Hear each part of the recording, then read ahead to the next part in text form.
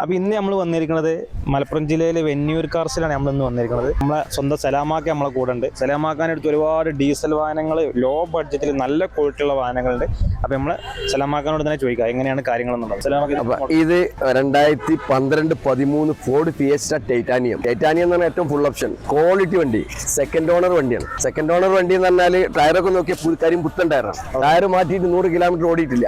അപ്പോൾ നല്ല mileage Ford fiesta എന്ന് പറഞ്ഞാൽ ഉപയോഗിച്ച ആൾക്കാരെ ഇത് ഉപയോഗിക്കുള്ളൂ. അല്ലാത്തവർക്ക് ഇതിനെ പറ്റി അറിയാത്തവർ, ഇതിനെ പറ്റി അറിയുന്ന ആൾക്കാർ എന്ന് പറഞ്ഞാൽ പാലക്കാട്, ഇവിടുന്ന് എറണാകുളം, ഇവിടുന്നൊക്കെയാണ് വരല്ലേ. നമ്മളെ നാട്ടിൽ ഇവിടെ ഇത് വളരെ ഇതാണ്.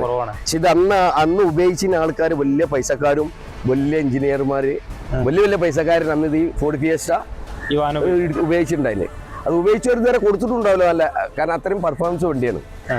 ഇത് ഡീസലാണ്. പിന്നെ 10-24 മൈലേജ് കിട്ടുന്ന ഇഞ്ചിനാണ് ഡീസൽ ഇഞ്ചിൻ, ടൈറ്റാനിയം. 1,05,000 ഓടിയിട്ടുള്ളൂ.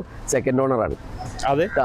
ഇത് സണ്ണി ഇതേമാതിരി തന്നെ 2012 XV button start, keyless entry, alloy wheel ഒക്കെ വരുന്ന ഡീസൽ സണ്ണി. ഇത് ഇതേമാതിരി തന്നെ മൈലേജിന്റെ കാര്യത്തിൽ ഇവർ രണ്ടാളും കടപിടിക്കുന്ന ആൾക്കാരാണ്.